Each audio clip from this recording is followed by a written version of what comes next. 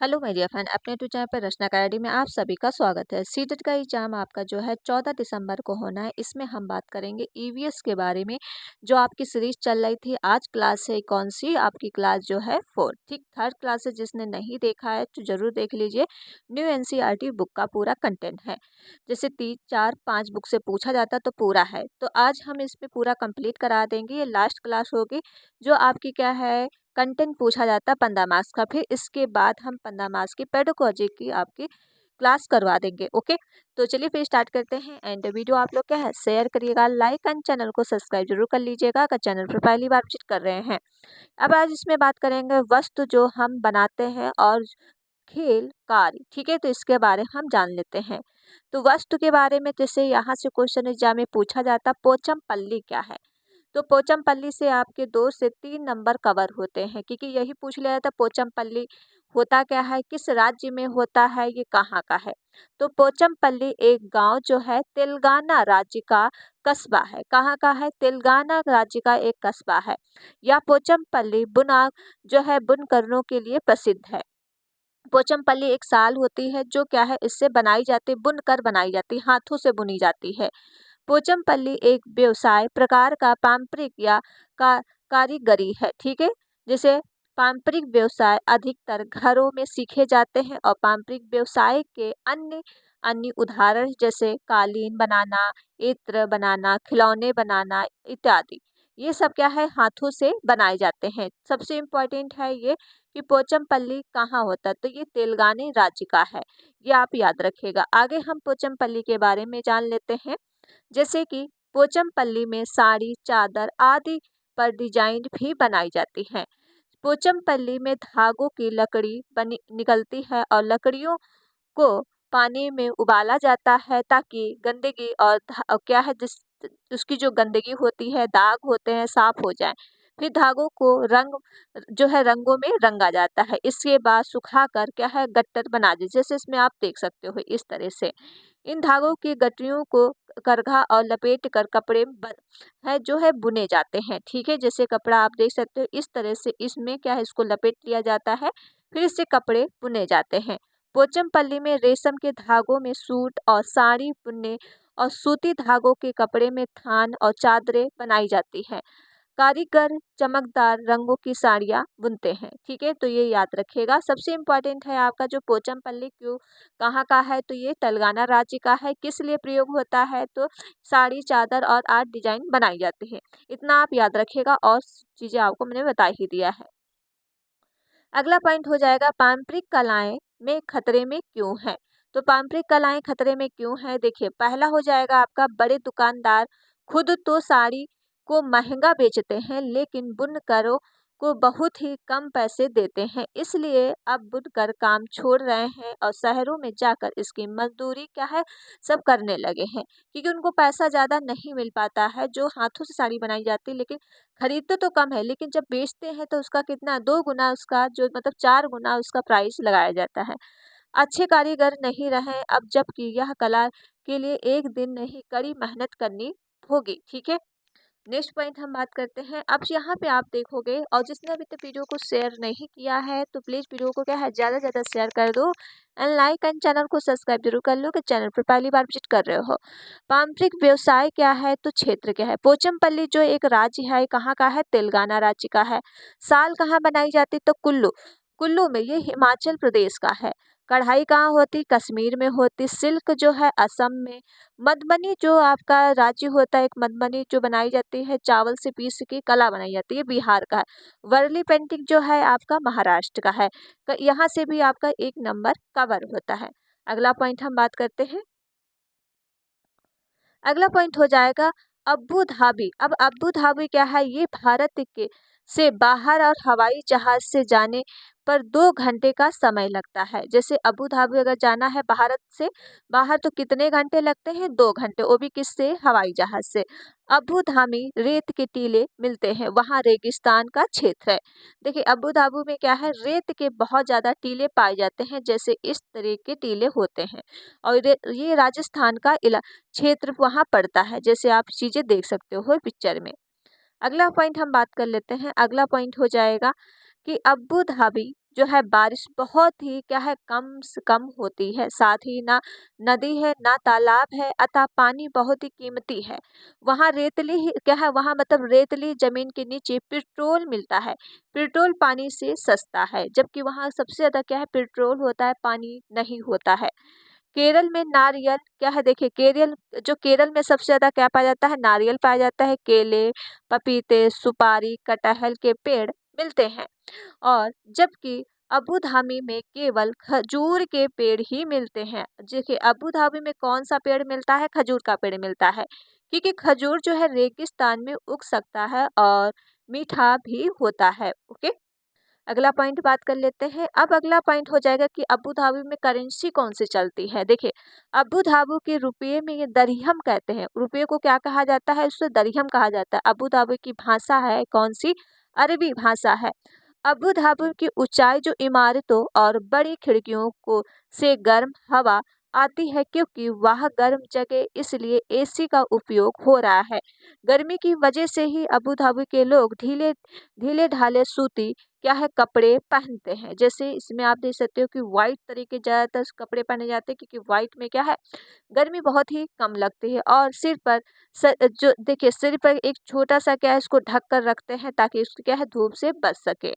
Okay, अगला अब globe के बारे में पढ़ लेते हैं कि ग्लोब क्या है। तो ग्लोब के बारे में पढ़ते हैं। ग्लोब का उपयोग विश्व के मानचित्र देखने में किया जाता है। जैसे आप देखे होंगे किसी ऑफिस में या स्कूल में, या आपके पास ग्लोब रखा रहेगा, इसको नचाओगे तो पूरा विश्व इसमें आपको दिखेगा। इस पृथ्वी का आकार समझा जाता है और ग्लोब के हिसाब से अर्जेंटीना और भारत के लोगों एक दूसरे से आफिज क्या है उल्टे खड़े। कई बार पूछा गया अर्जेंटीना और भारत के एक दूसरे से सीधे खड़े हैं कि उल्टे, तो क्या है उल्टे खड़े हैं। ठीक है, ये क्वेश्चन पूछा गया है। अगला देख लो। अगला हो जाएगा पृथ्वी के आकार को समझने के लिए एक लिखी गई किताब है। तो ये किताब का नाम जो है याद रखें। यह किताब जो है आइजेक आइसोमा जो है में लिखी गई थी। कहाँ लिखी गई थी, आइजेक और सोमा में लिखी गई थी। अगला पॉइंट हम बात करते हैं, जैसे कि ये पृथ्वी का उचक है। ठीक है, अब हम चलते हैं सुनीता विलियम के बारे में पढ़ लेते हैं। यहाँ से भी क्वेश्चन आपके 2 से 3 नंबर कवर होते हैं सुनीता विलियम के बारे में। जो है सुनीता विलियम को नील आर्मस्ट्रांग प्रेरणा मिली है। इनके द्वारा किसके द्वारा ये प्रेरणा मिली है, तो इनके जो गुरु हैं नील आर्मस्ट्रांग। उन्होंने नील आर्मस्ट्रांग को टीवी पर देखा था। 1969 में चांद पर उतरने से पहले व्यक्ति थे नील आर्मस्ट्रांग। सबसे पहले व्यक्ति कौन से थे जो चांद पे उतरे थे, नील आर्मस्ट्रांग थे। बचपन में सुनीता विलियम को खेलकूद और विशेष रूप से तैराकी पसंद थी। पढ़ाई लिखाई में वह अच्छी नहीं थी। उनका सपना था क्या है गोताखोर बनने का था। पर देखिए उनका सपना था गोताखोर बनने का, पर बन नहीं पाई। वो क्या है हेलीकॉप्टर जो है पायलट बन गई। वे अंतरिक्ष में रहने वाले लंबे समय तक रहने वाली महिला, सबसे ज्यादा जो अंतरिक्ष में महिला रही है वो सुनीता विलियम ही है। ठीक है, वो आगे क्या है स्कूल टीचर भी बनना चाहती थी। जैसे सुनीता विलियम पांडे जो है विलियम्स का जन्म जो हुआ था 19 सितंबर 1965 को अमेरिका के ओहियो राज्य में और यूनिक नगर जो है स्थित क्यूबालैंड में हुआ था। ठीक है, ये इम्पोर्टेंट है, कई बार पूछा गया है कि वो इनका जन्म कब हुआ था। और इनके जो है सबसे पहले चांद पे कौन गया था, तो नील आर्मस्ट्रांग गया था। और सबसे ज्यादा दिन रहने वाली महिला कौन थी, तो सुनीता विलियम है जो चांद पे रही थी। अगला बात कर लेते हैं, अब इनके एक्सपीरियंस क्या है। सुनीता विलियम के जो सबसे ज़्यादा चांद पे रही है, अपने एक्सपीरियंस अभाव बता रही हैं कि एक्सपीरियंस का वातावरण वहाँ का कैसा रहा है। जैसे अंतरिक्ष में व्यक्ति या पानी एक जगह टिक नहीं रह सकता है, वह इधर उधर उड़ता ही रहता है। जैसे पानी के फव्वारे जैसे क्या इधर इधर ऐसे से उड़ते रहते हैं। कई बार उन्हें खाना भी क्या है उड़कर खाना पड़ता है। अंतरिक्ष में कंघी नहीं करनी होती। कि क्यों नहीं करनी होती, जैसे बाल क्या सीधे बिल्कुल खड़े रहते हैं। ठीक है, इसलिए उनको कंघी करने की जरूरत ही नहीं है। ओके, बाल हमेशा खड़े रहते हैं क्योंकि वहाँ जो है गुरुत्वाकर्षण नहीं होता है जो है। और देखिए आगे क्या है, स्पीशीज को खुद से रोकने के लिए, जैसे अपने आप को खुद से रोकने के लिए एक बेल्ट में बांधना पड़ता है, और सुनीता विलियम पृथ्वी से 360 किलोमीटर की दूरी पे स्पेसियस में है। ठीक है, तो ये चीज़ आप उनके जो एक्सपीरियंस है वहाँ क्या है, पानी को पकड़ नहीं सकते। अगर पानी को पकड़ना भी होता है तो उनको क्या है, फव्वारे को पकड़ना पड़ता है, तो उसके माध्यम से अपना मुंह धुलती हैं, और मुंह धुलने क्या मतलब पोंछती हैं। ठीक है, साथ में उनके बाल भी कंघी करने की वहाँ ज़रूरत नहीं, क्योंकि बाल हमेशा खड़े रहते हैं और एक जगह दूसरी जगह पे टिक भी नहीं सकते। तो एक जगह अगर टिकना है तो अपने आप को क्या है, बेल्ट के माध्यम से वो बांधती हैं एक जगह टिकने के लिए। तो ये उनके वहाँ के अनुभव थे। नेक्स्ट देखिए, यहाँ पे आप थोड़ा याद रखेंगे हिस्ट्री। अंतरिक्ष में जाने वाली भारतीय जो मूल दूसरी महिला थी, ये थी सुनीता विलियम। ठीक है, और सबसे पहले जो आप गए थे, नील आर्मस्ट्रांग गए थे। अब चलते हैं नेक्स्ट पॉइंट पे। एक्सपीरियंस के गुरुत्वाकर्षण नहीं होता है, क्योंकि अंतरिक्ष यान तेजी से पृथ्वी के चारों तरफ घूमता है और वह पृथ्वी की खिंचाव से मुक्त हो जाता है। अंतरिक्ष कला क्या है, जो अंतरिक्ष जो है काला दिखाई देता है। कैसा दिखाई देता है अंतरिक्ष, वो वैसे भी वो काला दिखाई देगा। ठीक है, इतना दूर से। चलते हैं अगले पॉइंट पे। अब वहीदा वहीदा प्रिज्म, देखिए ये जो है क्वेश्चन पूछे जाते हैं, जो लेडीज के माध्यम से जो क्वेश्चन एग्जाम में पूछे जाते हैं। वहीदा प्रिज्म कौन थी, तो ये भी एक जो है नौसेना पायलट रह चुकी हैं, वहाँ की ये इनकी कहानी थोड़ा जानिएगा। जैसे ये नौसेना का है, लिफ्टेनेंट कमांड थी, ये नौसेना एक डॉक्टर थी। ये पहली महिला है जिन्होंने पूरी परेड का जो है कमाल जो है कमाल संभाला था। ठीक है, ये जम्मू एंड कश्मीर में राजौरी जिले में ये तो थन्ना मंडी गांव से है। कहाँ से है, एक थन्ना मंडी गांव से है। इन्होंने सरकारी स्कूल में पढ़ाई की थी। क्या है, उन्हें मोटरसाइकिल चलाने का शौक था। ये क्या है, ये तीन बहनें थी, और पिता जो थे वो एक डॉक्टर और वकील का एक पुलिस बने हैं। उन्होंने जम्मू एंड कश्मीर कॉलेज में MBBS की छुट्टी के समय पहाड़ों पर चढ़ने का शौक था। इन्होंने जो है गुरुलाल जो उनके जो कौन है गिलगाइंस के रूप में कार्य किया है, जो सेना भर्ती के समय एक इंटरव्यू होता है, जिससे क्या है सर्विस सिलेक्शन बोर्ड भी कहते हैं। नौसेना जाने के लिए 6 माह की ट्रेनिंग होती है। सामान्यतः महिलाओं में समुद्री जगह जो जहाज की नौकरी कम मिलती है, तो इनको जो है नौकरी मिली थी, लेकिन इनके एक्सपीरियंस क्या थे, तो ये भी आप थोड़ा इनके जो कर्तव्य थे। जहाज में अधिकारी के रूप में कर्तव्य कौन कौन से थे, तो सभी लोगों को जो है चेकअप करना है, उनकी क्या है तबीयत ठीक रखना है, और जहाँ पर साफ सफाई का ध्यान रखना है, ये देखना कि चूहे ना आ जाएं। जो आपका मेडिकल मेडिकल होता है कि तैयारी रखना है। पूरी परेड के दौरान 36 निर्देश भी होते हैं। जब परेड होती है तो पूछ क्या है पीछे 4 टुकड़ियां भी चलती हैं। तो ये परेड की चुनौतियों की इतनी जोर से निर्देश देना होता है कि सबसे पीछे वाली टुकड़ी पर आवाज सुनाई दे और दूसरी तरफ बैठे दर्शकों को भी सुनाई दे। तो इस तरह से ये परेड का पूरा क्या है, ये ध्यान रखती थी वहीदा प्रिज्म। ठीक है, इनका एक्सपीरियंस। और ये आपका जो प्रिज्म का अर्थ होता है, ये ऐसा कांच जो 7 रंगों पे दिखाई देता है। ओके, चलते हैं अगले पॉइंट पे। अगला पॉइंट हो जाएगा परेड के निर्देश कौन कौन से हैं। परेड के दाएं ओर देखा, परेड हिलो मत। ठीक है, और क्या है खुली हुई लाइन चले, फिर परेड में निकट लाइन चला। अब कर्नल मल्लेश्वरी के बारे में पढ़ लेते हैं। देखिए यहाँ से भी क्वेश्चन एग्जाम में पूछे जाते हैं कि कर्नल मल्लेश्वरी कौन है।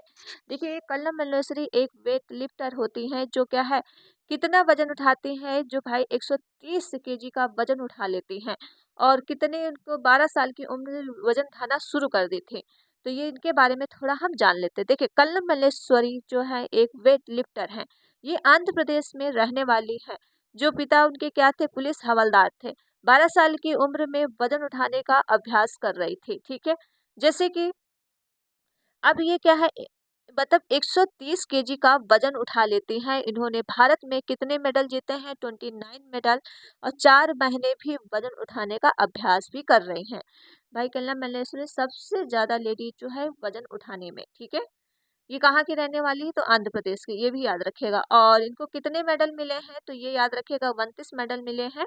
और कितना केजी का वजन उठा लेती है, 130 केजी का वजन उठा लेती हैं, कई बार ये पूछा गया है। और कितने साल में उठाना शुरू किया था, तो 12 साल में। और कहाँ की रहने वाली, आंध्र प्रदेश। ठीक है, इतना आप याद रखिएगा जितना हमने आपको डिटेल में बता दिया है।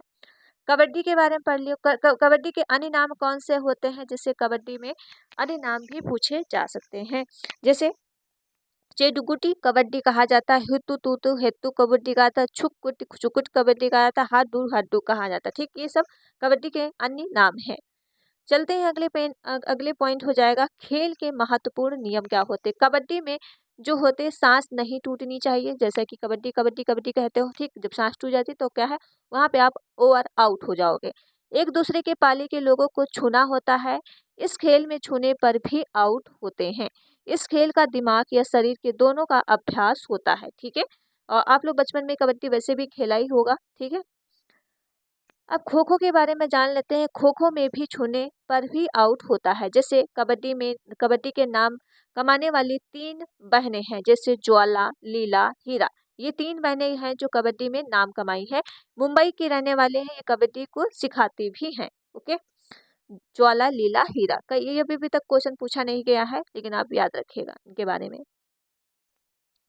बचपन में इन्हें कबड्डी का खेल खेलने नहीं दिया गया, क्योंकि लड़कों की तरह कपड़े पहनने होते थे।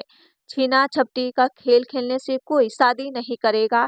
इन बहनों की कबड्डी का शौक इनके मामा से मिलता था, और जो है मामा ने इनकी मदद की। बीच में बिच्छू की किसी भी कमजोर वहद और मजबूत खिलाड़ी के बीच बिच्छू बनाया जाता था। मतलब ये खिलाड़ी दोनों तरफ से खेल सकता है। अगर आप अतराक्षी जैसा भी खेल खेल रहे हो, किसी भी बड़े के बीच में बिच्छू बना दो। ओके, जैसे यहाँ देखोगे, यह एक बिच्छू दोनों टीमों की बड़ी मदद करता है, और दोनों खेल में रहने का सहयोग भी करता है। ओके, तो ये आप कबड्डी के बारे में, जब उसे कबड्डी के बारे में भी आज तक भी एग्जाम में नहीं पूछा गया है।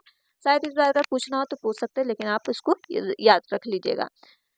चलते हैं अगले पॉइंट पे। अगला पॉइंट, ये आपने बचपन में खेला होगा खेल, इससे स्टापू कहते हैं। ठीक है, बचपन में खेला होगा। जो आप लोग बताइए कमेंट में, किसने किसने ये गेम खेला है, स्टापू। देखिए, यह एक प्रकार का खेल है जिसमें लाइन बनाकर नंबर लिखे जाते हैं, और इसे स्टापू से जिस पत्थर पे खेल शुरू होता है उसे ही थिप कहते हैं। ठीक है, जैसे इसमें ये स्टाप स्टाप बना होता है, जहाँ पे आप खड़े हो, फिर इस पे जाना होता है, फिर इस पे जाना होता है। ठीक है, कुछ अन्य स्थानीय खेल होते हैं, जैसे स्टापू, टिप्पू, अष्टा चंगा पे खेल। कुछ अवसरों का पतंग का उपयोगिता भी होती है। वर्तमान में बच्चों को टीवी देखने की आदत होने लगी हुई थी। ठीक है, जैसे कि इसमें आप देख सकते हो, इस तरह का भी आपने गेम खेला होगा, पिट्ठू खेला होगा, और ये भी खेला होगा। ताश में कितने पत्ते होते हैं, तो 52 पत्ते होते हैं ताश के। अब घर के बारे में पढ़ लो। घर के बारे में यहाँ से भाई क्वेश्चन तो पूछे ही जाते, 3 से 4 नंबर यहाँ से कवर होगा। असम के घर। असम में मोलान गांव है, जो क्या है, देखिए असम में जो एक मोलान गांव है, जो घर के जमीन से 10 से 12 फुट जो आपका फुट के ऊंचे बने होते हैं। असम में घर कैसे बने होते हैं, बांस के बनाए जाते हैं, और सबसे जमीन से ऊंचे कितने बनते हैं, 10 से 12 फुट जो है ऊंचे मकान बनाए जाते हैं। ये मजबूत बांस के खंभों पर बने होते हैं, अंदर से लकड़ी के भी होते हैं। असम में बारिश बहुत होती है, इसलिए घर कुछ ऊंचाई पर बने होते हैं। ठीक है, क्योंकि असम में सबसे ज्यादा बारिश होती है, इसलिए उसको ऊंचाई पे घर बनाया जाता है, ताकि क्या है, पानी नीचे ही रहे, घर में ना जा पाए। ठीक है, मकान पे चढ़ने के लिए एक सीढ़ी भी होती है। पत्थर और लकड़ी के घर कहाँ बनते हैं, तो पत्थर और लकड़ी के घर जो इस प्रकार के पहाड़ी इलाकों में बनाए जाते हैं। इलाकों में बारिश भी होती है और बर्फ भी पड़ती है। इन घरों की छत जो है ढलवा होती है, ताकि बारिश का पानी या बर्फ के नीचे गिर जाए, और कहीं कहीं छत में समतल भी होती है। जैसे कि समतल इसलिए होती, बर्फ जो जमे तो नीचे सीधा गिर जाए। ठीक है, छत पे ना जमी रहे। पत्थरों के जो है घर में चूने की पुताई होती है, ताकि कीड़े ना आए। ओके, मिट्टी के घर जो बनाए जाते हैं ये हमेशा कहाँ बनाए जाते हैं मिट्टी के घर, तो ये बनाए जाते हैं रेगिस्तान में। मिट्टी का घर का प्रयोग गाँवों में पाए जाते हैं और ज़्यादातर रेगिस्तान में भी बनाए जाते हैं, क्योंकि वहाँ बहुत ज़्यादा गर्मी होती है, तो इस मिट्टी के घर में ठंडक मिलती है। और ज़्यादातर गाँव में आपने देखा होगा मिट्टी के घर बनाए जाते हैं। मिट्टी के घर जगहों के पाए जाते हैं और जहाँ गर्मी ज़्यादा पड़ती है, जैसे राजस्थान। इन घरों की दीवारें जो है मोटी होती हैं ताकि अंदर गर्मी ना जा सके, और इन्हें लीप पोत के क्या है सुंदर भी बनाया जाता है, जैसे आप पिक्चर में देख सकते हो। लद्दाख के घर कैसे होते हैं, तो लद्दाख के घर के बारे में जान लो। लद्दाख के घर, लेह और लद्दाख में घरों के बारे में, लेह और घरों के 2 मंजिली होते। देखिए लद्दाख में क्या होता है, 2 मंजिली का घर बनाया जाता है। भूतल खिड़की जो है, भूतल जो है खिड़कियां नहीं होती। जो नीचे नीचे का घर होता है जमीन वाला, उसमें कोई भी खिड़की नहीं होती है। भूतल जानवरों को लिए आवश्यक चीजों के लिए भंडार होता है। जो नीचे वाली जगह होती है उसमें जानवरों को रखा जाता है और आवश्यक चीजें रखी जाती हैं। विभिन्न मंजिलों तक पहुंचने के लिए लकड़ी का सीढ़ियों का उपयोग किया जाता है। छत छत में उनके सबसे अहम हिस्सा होता है, क्योंकि छत पे चीजें वो क्या है सुखाते हैं। ठंडियों में जो भी सब्जियां होती हैं उसमें फिर प्रयोग कर लेते हैं, ठीक है। और जब ज्यादा ठंडी पड़ती है तो जो ऊपर इंसान रहते हैं फिर वो नीचे भी अपना रहने जानवरों के साथ रहने आ जाते हैं। तो ये चीज हो गया कि लेह और लद्दाख का घर, ठीक है, यहाँ से एग्जाम में पूछा जाता है। हाउस बोट के घर के बारे में, यह लकड़ी का एक घर होता है जो हमेशा क्या है पानी में रहता है। यह घर जो है लकड़ी खूबसूरत नक्शी पाई जाती है। ये 80 फुट के लंबे और 8 से 9 फुट चौड़े भी हो सकते हैं। कश्मीर में हाउस बोट की छतों की लकड़ी की नक्शी पाई जाती है, जिसे खत्म बंद कहा जाता है। इस टाइप का जो ये चीज पाया जाता है, ये वाला, ये जो एक तरह से खिड़की निकली रहती है उसे कहा जाता है खत्म बंद। जैसे हाउस बोट कश्मीर और केरल में पाए जाते हैं, ये युष्टो पर्यटकों के लिए होते हैं, ठीक है। अब हम चलते हैं बर्फ और इग्लू के घर। ये देखो बर्फ का इग्लू, जो बर्फ से ही घर बनाया जाता है इसे ही कहा जाता है इग्लू, ठीक है। ये बर्फीली क्षेत्रों में पाया जाता है। ये बर्फ के टुकड़ों के ब्लॉक से जोड़कर एक घर बनाते हैं। ये स्कीमो शिकारियों के अस्थायी निवास है, ठीक है। ये गुंबद के आकार का होता है। इसका प्रवेश द्वार जो है बहुत ही छोटा बनाया जाता है, ताकि उसमें क्या है हवा ना जा पाए और अंदर इसकी जो हवा है वो बाहर ना निकल पाए, ताकि वो अंदर क्या है गर्म बना रहे। प्रदेश बहुत छोटा होता है ताकि बर्फीली हवा अंदर ना जा सके। बर्फ की दीवारों के बीच मौजूद हवा के अंदर की गर्मियों से बाहर ना जाने से उससे रोकती है, ठीक, ताकि उसमें अंदर गर्मी बनी रहेगी। इग्लू का घर कहा जाता है। डोंगा, डोंगा क्या होता है, डोंगा भी देख लो। यह एक कश्मीर में पाए जाने वाली नक्शी रहित हाउस बोट है। इसमें हवा स्थानीय लोग रहते हैं। इसमें अलग अलग कमरे भी होते हैं, ठीक है। और कहवा एक प्रकार की जो है चाय पाई जाती है। कहवा इलायची और बादाम पड़ी हुई एक चाय है जो जम्मू एंड कश्मीर में पाई जाती है। ये ज्यादातर कश्मीर में पाई जाती है कहवा चाय। ये जम्मू एंड कश्मीर में डल झील हाउस बोट के शिकारे भी होते हैं। जो शिकारा झील चलाने वाली नाव होती है। डल झील के बीच जो है पहाड़ों के बीच एक चिनार के पेड़ वाला एक टापू, और जिसे चार चिनार भी कहते हैं, ओके। तो ये जो कई बार पूछा गया है कहवा चाय कहाँ पी जाती है, तो कश्मीर में पाई जाती है, ठीक है, तो ये याद रखिएगा।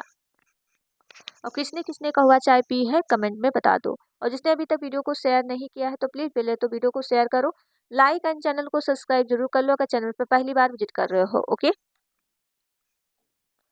चलते हैं अगले पॉइंट पे। अगला पॉइंट देख लो, शहर के सीवर लाइन में सफाई जैसी समस्याएं व उन्हें साफ करने के लिए सामान्यतः समाज में इन्हीं वर्ग में लाया जाता है, क्योंकि यह पसंद वाला कार्य नहीं है। यह छुआछूत का भेदभाव भी आता है। महात्मा गांधी जी का आश्रम जो है महाराष्ट्र वर्धा में है। महादेव देसाई जो है गांधी के करीब मित्र और सचिव थे, ठीक है। महादेव देसाई के पुत्र नारायण थे। इनकी किताब का नाम सहज था। आश्रम में लोग अपना शौचालय स्वयं साफ करते थे, ओके।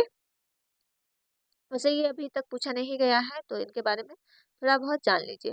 अब चलते हैं इंडियन, इनके बारे में देख लो।